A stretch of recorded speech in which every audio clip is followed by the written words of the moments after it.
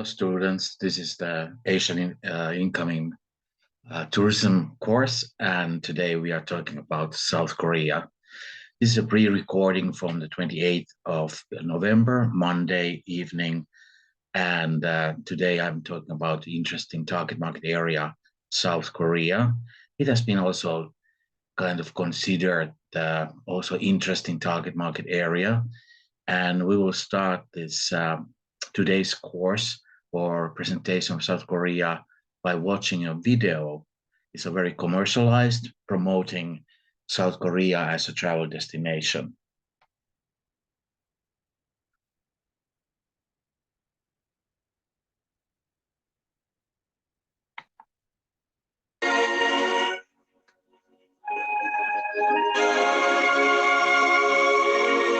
South Korea occupies the southern half of the Korean peninsula, sits between China and Japan. The nation is a land of contrast with an abundance of high-tech cities and industries, but also over the last 50 years, South Korea has changed dramatically, emerging as one of Asia's most dynamic economies. The nation's capital, Seoul, is one of the world's great megacities. Here, the locals love to have fun in the countless bars, casinos, and theaters, not to mention entire neighborhoods dedicated to South Korea's other great love, shopping.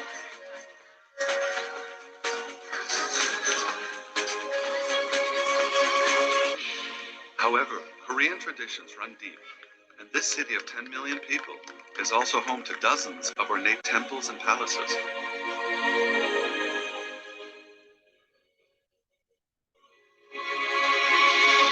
There are many beautiful coastal areas in South Korea where it's easy to mingle with locals and enjoy a more relaxed beachside lifestyle. A holiday atmosphere abounds, and there are many amusement and theme parks. The mountainous areas are beautiful and are easily accessible by cable cars and paved pathways and offer incredible scenery.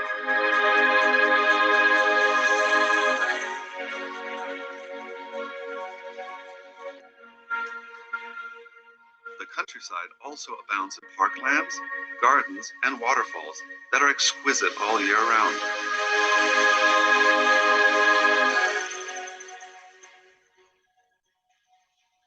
All over the country, you'll find museums and art galleries of every kind, with exhibits ranging from fine art to the outright quirky. With a long history and deep traditions, South Korea has many well-preserved military and religious sites, as well as historically important ruins.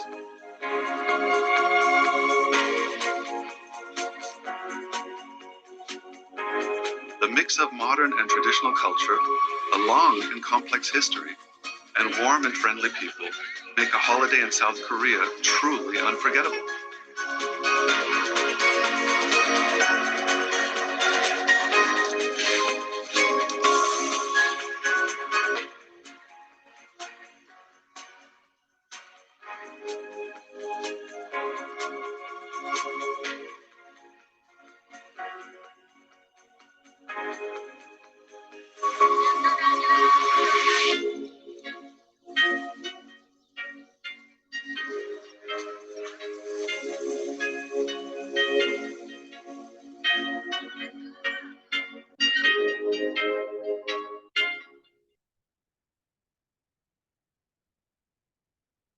So it was promoting also Expedia at the same time.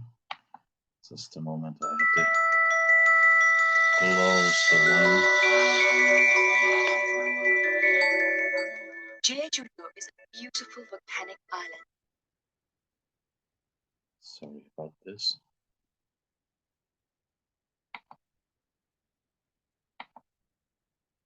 And let's take the presentation of today.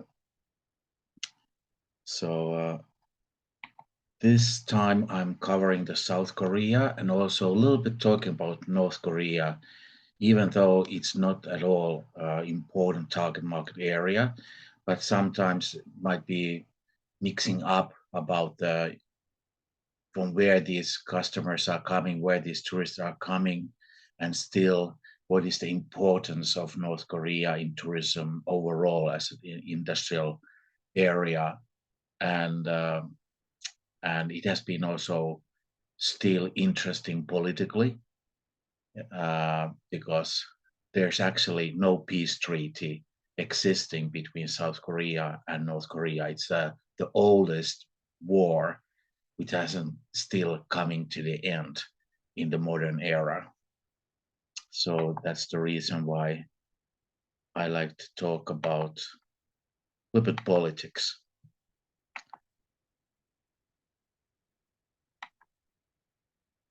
Here we go. This was actually the slide of where the video, if you are interested to watch by yourself, so you have a time to see this video once again. Well, let's move on to this slideshow. A very important factor when we are talking about the maturity of different target market areas, we could say that China is still like in its baby time, that it hasn't been even mature to the teenage.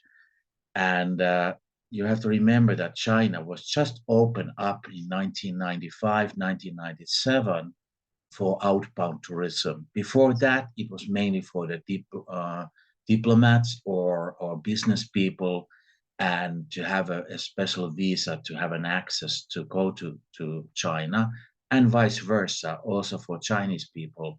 It wasn't that normal to travel outbound. Everything was losing up in the late 1990s.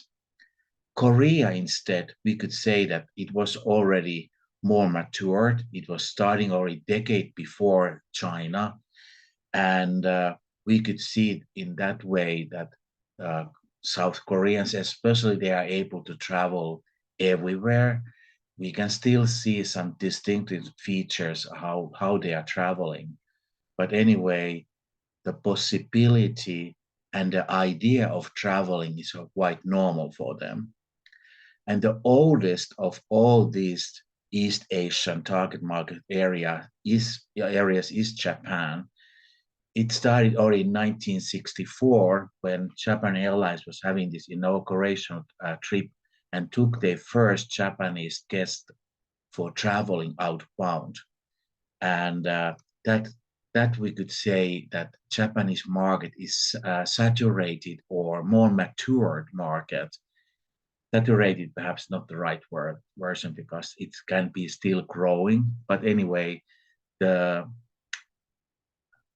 Japanese are traveling constantly, and it's part of their tradition to travel also outbound. And Europe is a very popular destination for many Japanese, either FIT customers or as a group travelers. And there's some similarities also between Korea and Japan that we can see younger ladies to travel.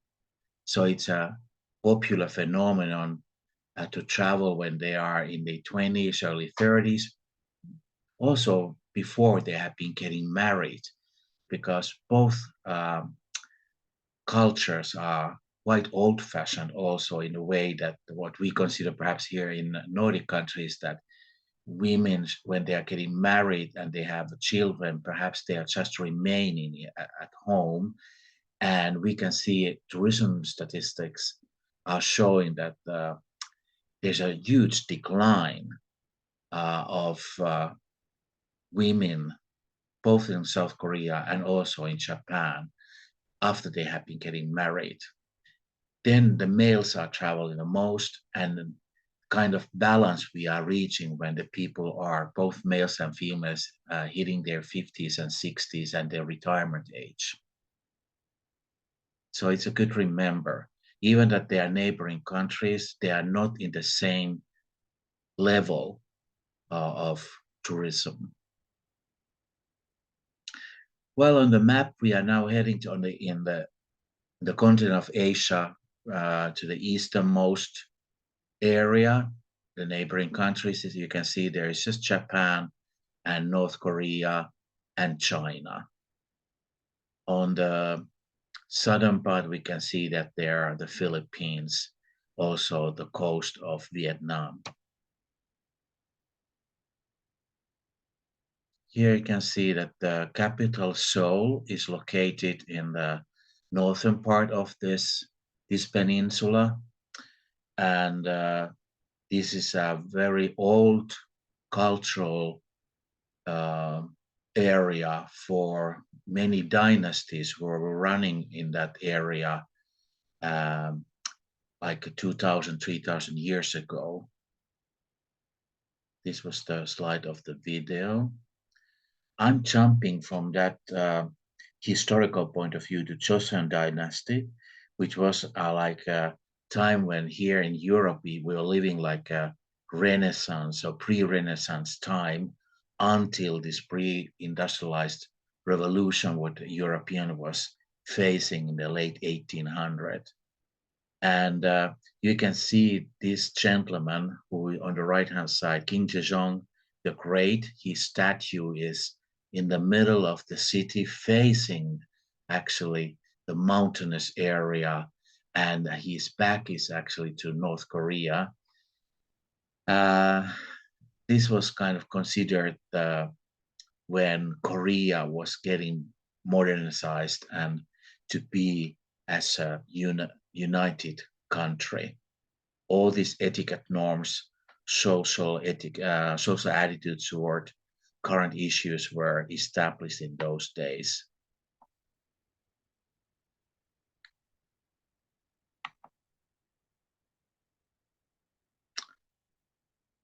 Uh, there has been some kind of cultural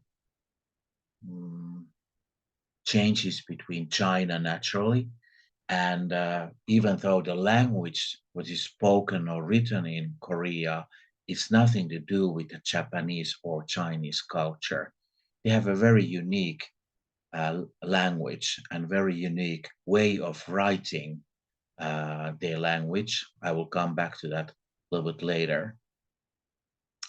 But Korea has been a turmoil because of this superpower of East and also from North, because when Soviet Union was established, then also there were some like wars going on between People's Republic of China, Communist China, and Soviet Union, but also before when there was a Russia and the Tsar Empire was there in power, and also later on with this Japanese occupation in early 1900s, so around 100 years ago. This has been the reason why there have been these tensions. Also, what has been related to the Second World War, especially, but also previous times between China, South Korea, and Japan. Perhaps from this modern era, the most interesting part of their like military time was this what happened after the Second World War, and the Japanese occupation ended in Korea and Korean Peninsula, and then there was a kind of treaty between these allied countries which were winning the war, uh, meaning Soviet Union, United States, and also Great Britain. And they established on that kind of line between the 38th parallel. So the USA troops were controlling the southern part of this Korean peninsula, and Soviet troops the northern part of the Korean peninsula. And then, because they couldn't come to the kind of conclusion, they proclaimed that this Republic of Korea, and same time, 1950, South declares independence. So the war was starting. This was the seeds why the war started in this area. And this 1953, this armistice ended this Korean War, which actually was costing these 2 million lives or lives at the moment. But they never signed any treaty between these two countries. So still, this kind of hostility is existing between North Korea and South Korea. If you are interested about more about this time, they have been putting there a video which you can find from YouTube, and it's related to this education in Korea and what has been happening in those days during these past decades in the Korean countries. This is a South Korean flag, and you can see that these meanings of yin and yang, this kind of which has been also in Confucianism popular, you can find here. So yang is meaning something positive, yin is something negative. Then the seasons are surrounding this globe, and there you can see the different directions, east, west, north, and south, different seasons, summer, winter, spring, and autumn. And there you can see also these 4 elements of life: heaven, water, earth, and fire, and also existence, meanings, justice, life, fertility, and wisdom. So these are creating this whole global existence in this kind of harmony. And it's shown also in South Korean flag. Koreans has been also famous peacemakers. Ban Ki-moon was the UN secretary for several decades, not decades, but several years. And he is one of the most well-known Korean at the moment, at least in a political point of view. And here you can see the former president, Kim Dae-jung, who got Nobel Peace Prize for his efforts to make a peace between North Korea and South Korea. So these two gentlemen has been having an important role of peacemaking during this past 50 years. Well, I don't show this video, but you can click the video if you're interested. Similar way like in Japan, also Korean governments hasn't been staying in power for longer period of time. There's always something happening there.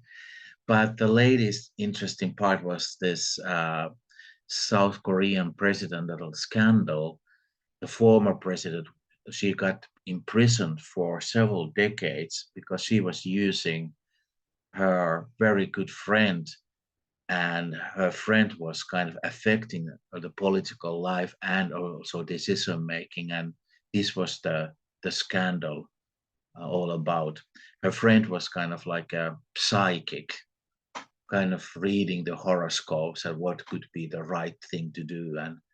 And this was the scandalous moment, but also corruption, which has been quite common reason for why these politicians are resigning, not only in South Korea, but also in Japan or even in China.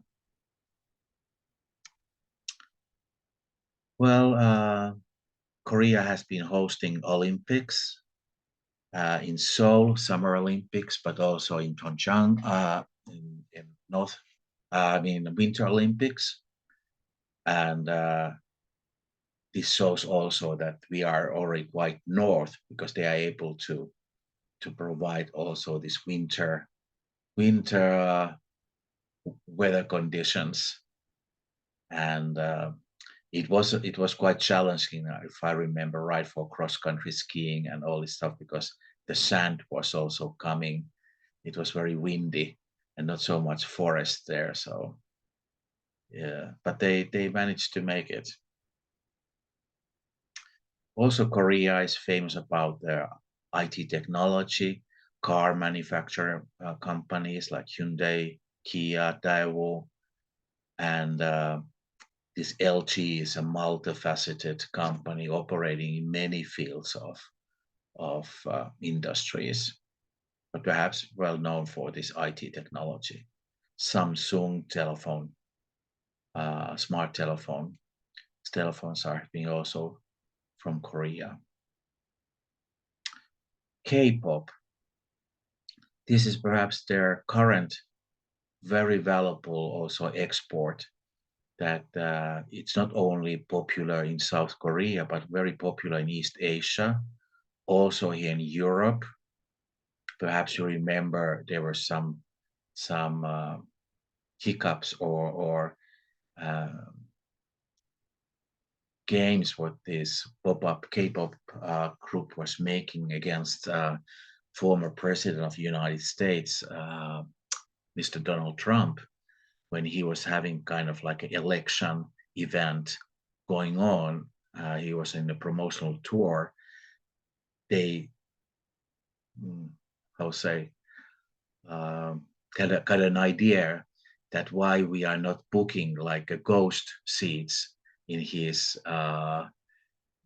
PR event, and actually it was almost getting fully booked. But when it was the actual event was starting, there was nobody or very few people, and that was the campaign what this K-pop groups decided to do from outside, from South Korea, to help this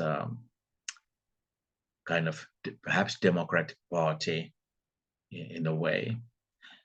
Also, K-pop is quite popular in the United States. Actually, if you're following this very first American Song Contest, the winner of that this year song was actually related to the K-pop, and this girl, or younger lady, she is also originally from Korea. They are normally like 3-5 persons and dancing, very popular pop music songs, disco songs, which are made by these K-pop groups. But it's kind of also manufacturing kind of industry. They are looking for specific kind of people and then putting them together. So it's not always so naturally grouped performances. And they have been talking about also some kind of problems, emotional, mental problems, what they are facing regarding their background and also what they are expected to perform. Oh, I got the picture also from this Donald Trump. It wasn't actually this uh, event, but it was another event where it was almost deserted. There was only few his really followers there, and this was made by these few K-pop groups. This is something showing the difference between South Korea and North Korea. On the left-hand side, you can see this Korean peninsula, and the capital Seoul is having very light spot. Is showing there like a nighttime where they show the electricity, and just there from that light spot from north to up of that picture, you can see North Korea. So you can see that there's not so much lights going on. And this is a one example showing that the struggles what North Korea has been having, not only now, but for decades uh, during this Kim's era. This is now the third Kim in power. Kim is, by the way, very popular last name in Korea, and that other islands that you can see on the right-hand side of that picture, it's Japan. Then we are moving to the top right photo.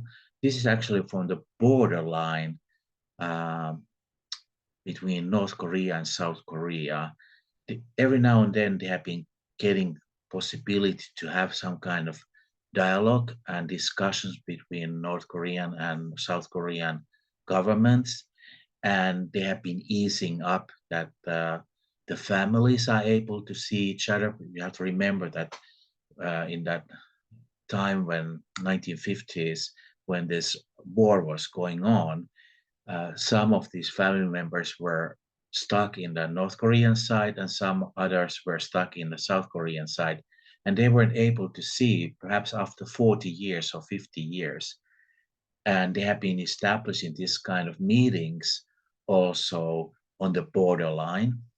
Also, they have been having another example of this, that they had a one city, it was like a free zone where North Korean and South Koreans were able to have some kind of treats, and they were able to shop and to meet at the same time.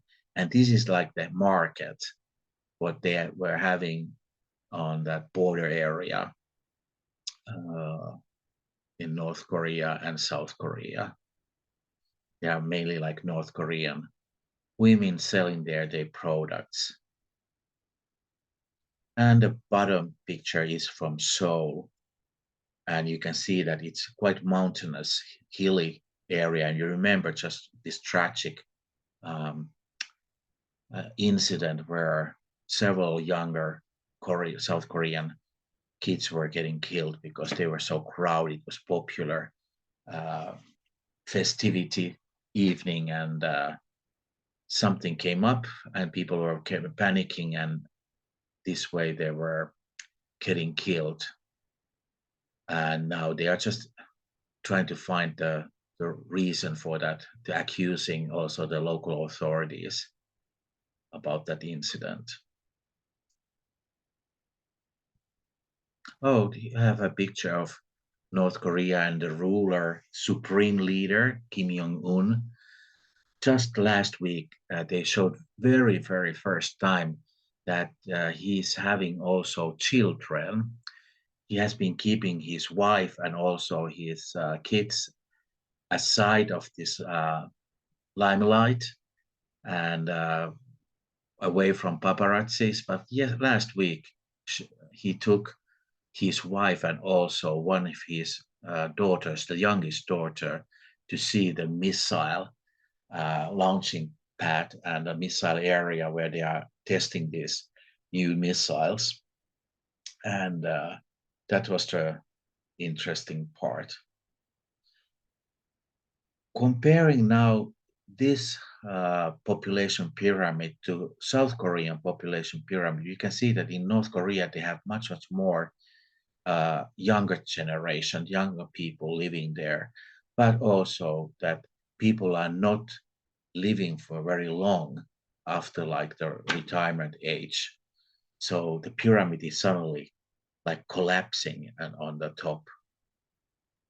And this could be a one reason, or the poverty is the reason for this strange population pyramid.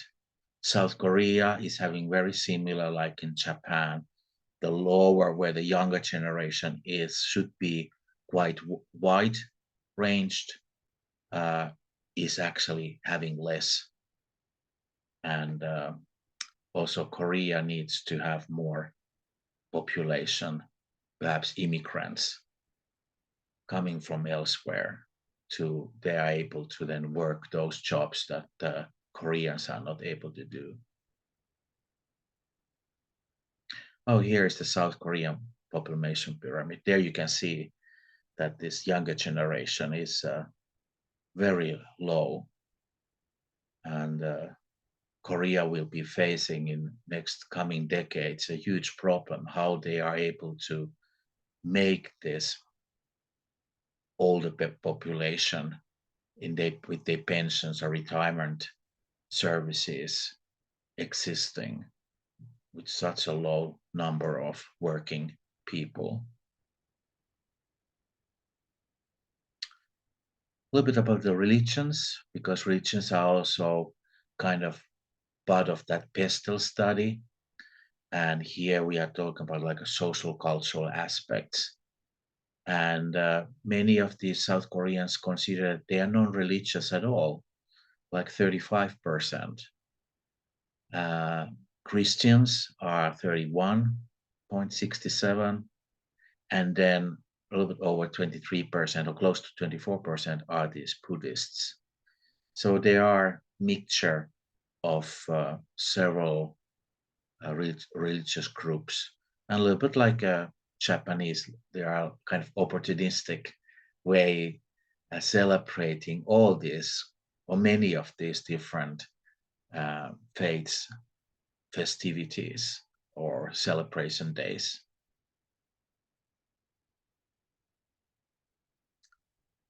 Here we can see the South Korean minimum wages. Uh, it's quite expensive to live in South Korea. I have been just visiting in Seoul for the business reasons, but we could say that the living standards are very high in South Korea, in many ways, like here in Nordic countries. And also they are earning quite a lot of money because to keep up that kind of standards. Here I've been putting the currency rates. €1 is 1,281 Korean won. Won is the local currency. This is a Korean Republic won, where this definition of KRW is coming from. Here you can see the local currencies. They have also yeons, which are like what we are talking about, euros, and then this gosh, what you call those coins anyway. So they don't use that, only in the local bourse where they are exchanges, when they are exchanges different kind of like other materials. So then they are using these coins, but mainly they are using the won as a main currency and talking about wons.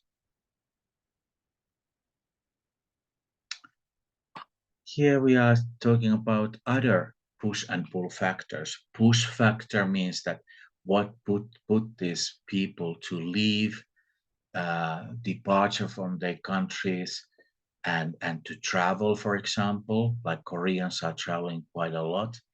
And what are the pull factors, why they are choosing my destination? Unemployment rate is one thing. If it's very low, the unemployment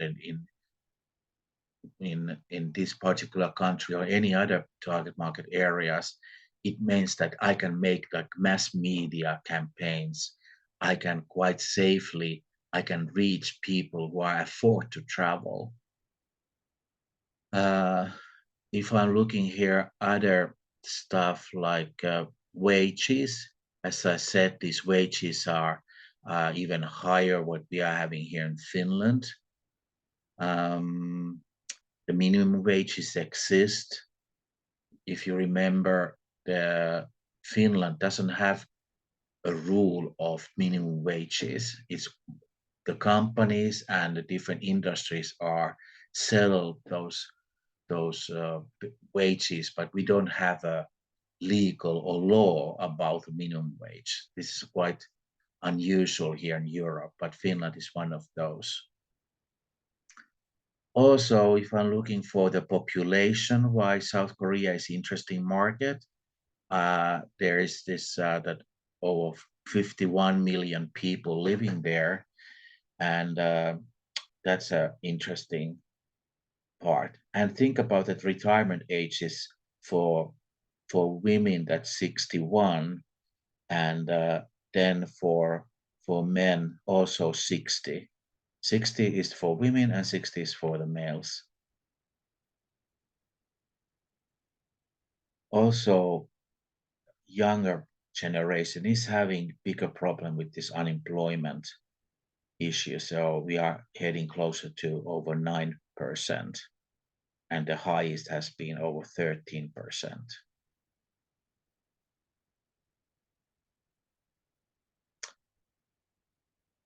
I have been mentioning that earlier also, but on the economical point of view, I'm always looking for GDP, a gap between rich and poor, unemployment rate, inflation rate, and also how much private sector is having interests of their loans or how much they have loans. So those are affecting today intentions to travel. They are prohibiting that, or it gives the possibility to travel. And if we are looking for like a GDP for South Korea, it looks uh, very good on the standards that they have afford to travel also long haul destinations. Perhaps this is the reason why Finnair is having direct flights to Seoul, and we have been seeing now like for post-COVID era that South Korea market has been recovered quite easily. It shows also statistically. Something about Korean etiquettes. So this is something that they do. I don't know if you see in that video, but shaking hands and then you are support your right forearm with your left hand. And red, don't write names in red. This is something red is considered in China, and you will perhaps hear on Tuesday when Vivian Lee is talking about this cross-cultural aspects of China. So red is something considered very important, but in Korea, it's not considered a polite way to write your names in red.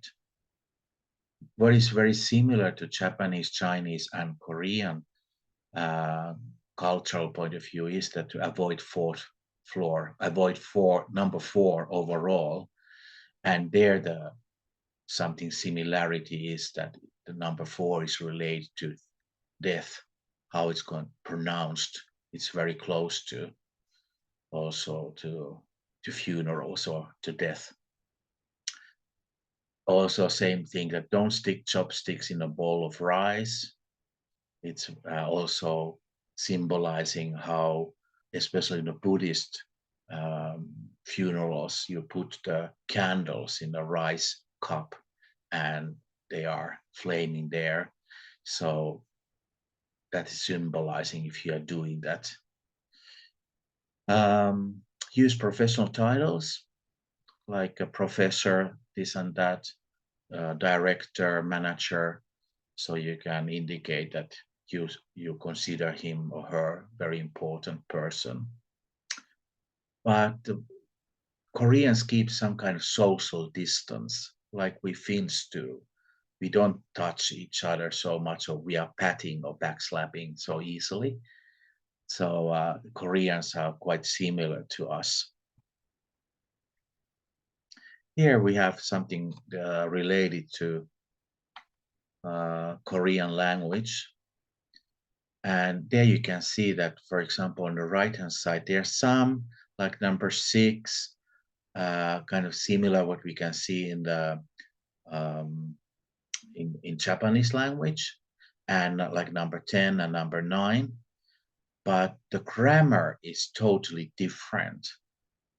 The grammar is very similar like in Finnish language, that you can understand the meaning when you have been hearing the last words.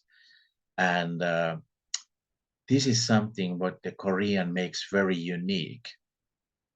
I was visiting, that's a kind of decade ago in Seoul, and one Korean tour operator came to talk to me and said that Finnish language and Korean language are something very similar to each other. And I was wondering, well, really? Is that true?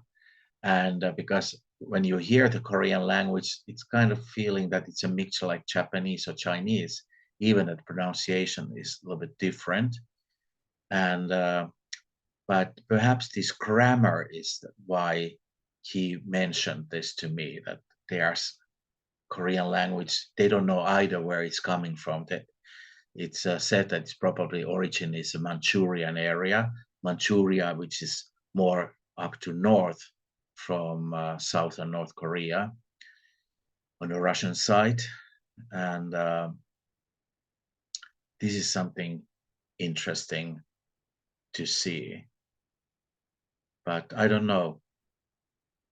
The grammar is very similar to us. We Finns, we have been always talking, we don't know where we are coming from. But some are estimating between their Ural Mountains, which is dividing Europe from Asia. Some are talking about more like even further to east. But there was one study about European Union male citizens and their DNA. I don't know if I was talking about this in our introduction, but they found out that Finnish males are closest to Chinese males. From all these European Union people, all these males who are living here, Finnish DNAs are the closest. So perhaps that's also one of those factors that we are really coming for somewhere east. Well, what we Finns are famous for in South Korea is definitely the xylitol. It's the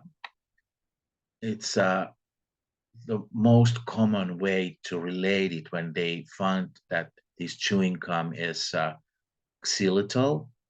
So it's coming somehow from Finland. I don't know this middle picture. It looked like a Santa, but having this green hat and green outfit, something not very familiar to Finnish culture, perhaps.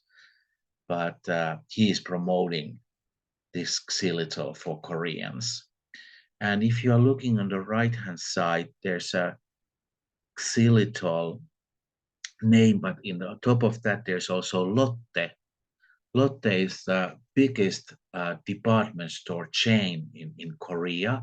Also, it has been existing in China, but because Korea bought some American missiles, they came like under boycott by the Chinese government. So nowadays, the Lotte department stores are closed in China.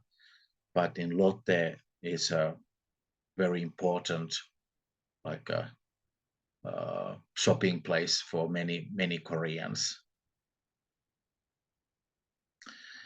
Well, the most well-known person in Korea is definitely Taru Salminen. She's on the left-hand side. She is there in Rovaniemi with Santa, and perhaps there's Taru's friend. And she has been writing this book about Finland in Korean language. She's fluent with Korean, and she has been participating in several TV programs in Korea, even different kind of quiz shows. So that's the reason why Taru Salminen became so famous. She's not anymore in Korea. Actually, she's living in Turku, in the western part of Finland, and she's actually teaching Korean language and culture in the Turku University. Something about the statistics. You remember I was talking about Thailand and Singapore.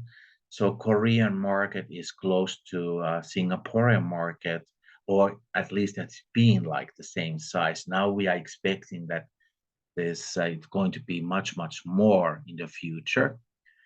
But in 2019, just before the COVID-19 burst here in Europe and elsewhere, also in Korea, we got 55,000 bed nights from Korean market. And there you can see that they are mainly coming to Helsinki or Greater Helsinki area. And coastline and archipelago and lakeland districts are not important player. We could say even not in Lapland either, even that the length of stay of those who are going to coastline or going to Lakeland or going to Lapland is quite good. It's much more than the average what is there in those regions. But it shows that these Koreans are not, again, you having Finland as their perhaps the only destination. They are combining several countries when they are traveling to Europe. It's considered long-haul destination. What is then 2022? Here I just got this results. As I said, we are always statistically a little bit behind of the current situation here in November. So the latest is from January until October. And again, the whole country is having 18,000 bed nights. Greater Helsinki area is still playing the most important role.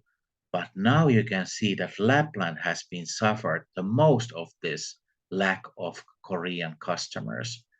The archipelago, coastline, and lake districts are still kind of having some of these customers, but Lapland hasn't recovered from to the pre-COVID era. If I'm just going back to here, so you can see that there were over 6,000 bed nights.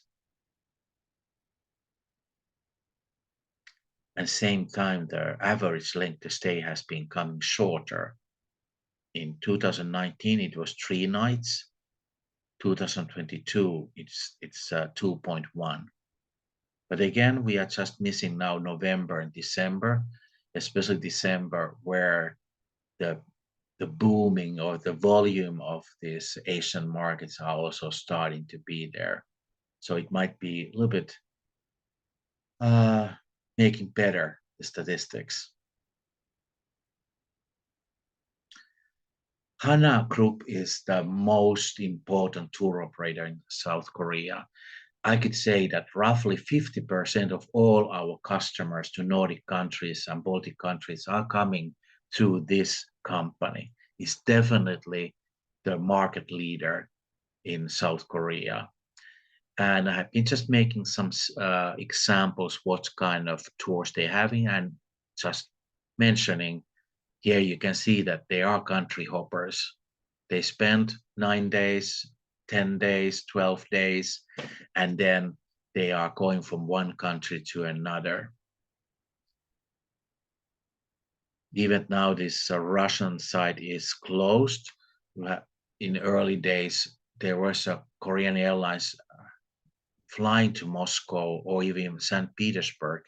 And because we had very good train connections between these two cities, we got a quite nice volume of Koreans coming by train.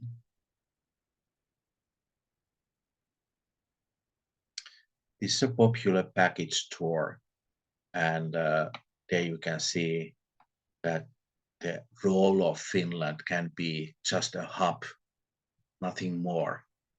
So we have to work harder to make these South Korean markets to be operated. And earlier, I mentioned that Denmark and the destination management companies, DMCs, which are located in Copenhagen or greater Copenhagen area, they are handling the most of our Asian markets. And that's the reason why one of the biggest sales workshop related to the Asian market is taking place in Copenhagen. So to see Little Mermaid in Copenhagen, naturally to visit fjords, also have a different kind of tours in these bigger cities in Bergen and in Oslo, then coming to Stockholm, and the last thing is to come to Helsinki with Tallink Silja, the ferry boat company, brief city tour, and then back to the airport and back to Seoul. So the meaning of Helsinki is mainly to operate as a hub, and because the Finnair, we should do much better than this. Well, here we have something related to schools. and how well the PISA studies has been showing and how the Finnish schools are doing. But also in South Korea, it's considered very important. It shows the average study time in per day and math points in the OECD PISA evaluation. So Finland is doing pretty well with this math points. Actually, it's a little bit higher than South Korea, but Korean kids are studying twice as more and per day than the Finnish children.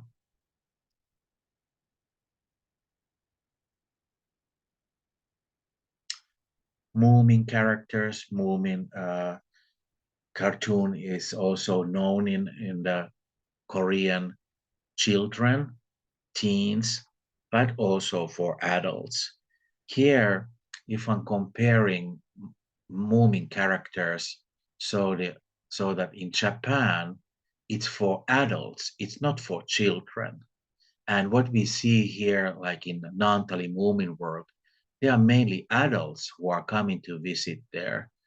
Moomin world is able to create Moomin weddings, for example, for those who wants to, those fans who are coming after Moomins. So they are organizing also Moomin weddings there. And this kind of wedding industry is popular in Japan. They have beautiful catalog for their honeymoons and organizing weddings, what we don't see so much in Korea. Marimekko, which is famous for textiles and clothing, is also they have a shop showcase in Seoul. Here we can see that this kind of wellness is booming in South Korea. I was just recently in Seoul just before COVID-19, and currently we're talking about that how much children are forgetting about the nature and they are not connected to the nature so well as their parents or their grandparents. So some of these Lotte department stores were creating this artificial river and also camping site where these families were able to kind of feeling the nature. Think about that, how original or how authentic it can be. But this was one of kind of what was striking my observations when I was there in Seoul last time. Yes, all everything was related to food and lifestyle is now very popular in South Korea. And I think this is the last slide. But there you can see there are all these countries, and this was made by Visit Finland. Uh, it shows that South Koreans are very much into this wellness programs. South Korea is here on the right hand side, and there's the 11% are interested in about wellness programs. Only Russia and then Canada was exceeding these numbers. Well-being and wellness are two different themes in the, let's say, in tourism production. And what we consider like a wellness programs are more about the spa programs, which are very much related to the Finns and Russian customers spending their time in these entertainment spas. And this well-being is more taking this nature, um, nutrition, also your well-being in the focus. And that's the difference between these two uh, wellness packages. I could say that Estonia is the biggest competitor on that field when we are talking about these Finnish Russian spa wellness programs. And on the well-being, we have a much more European destinations where this is also considered. But more and more we can see Finland to be part of this as well. So this ends my presentation related to South Korea. Remember, this is going to be also tested in the multiple choice exam. There won't be any essays related to South Korea, neither India or Southeast Asia or the Middle East, but these pre-recorded target market analyses are then tested on when we have this multiple choice exam. Thank you for watching and listening. This will be on your Moodle system by a few hours after this has been recording to my computer. Bye now.